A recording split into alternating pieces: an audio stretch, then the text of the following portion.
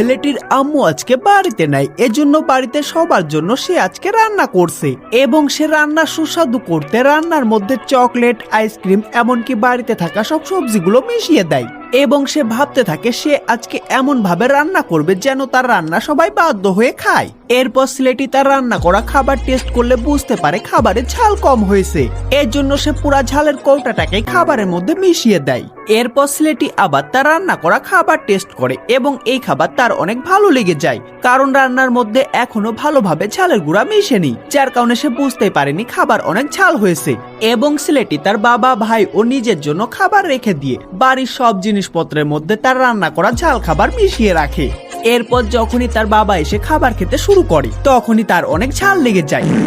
এর জন্য সে দুধ খেয়ে ঝাল কমানোর চেষ্টা করে, কিন্তু দুধের মধ্যেও সে ঝাল খাবার মেশানো ছিল। এরপর তার বাবা পানি খেয়ে ঝাল কমানোর চেষ্টা করে, কিন্তু পানির মধ্যেও ঝাল খাবার মেশানো ছিল, যার কারণে তার বাবার অবস্থা খারাপ হয়ে যায়। এরপর ছেলেটির ভাই যখন তার রান্না করা খাবার খায় তখন তারও অনেক বেশি ঝাল লেগে যায় এবং ছেলেটির ভাই ও ছেলেটির বাবা ঝাল কমানোর জন্য ফ্রিজ খুলে ঠান্ডা খাবার খাওয়ার চেষ্টা করে, কিন্তু ফ্রিজের মধ্যেও সে ঝাল খাবার রাখা ছিল, যার কারণে বাধ্য হয়ে ছেলেটির ভাই, ছেলেটি ও তার বাবা এই ঝাল খাবার খেতে শুরু করে।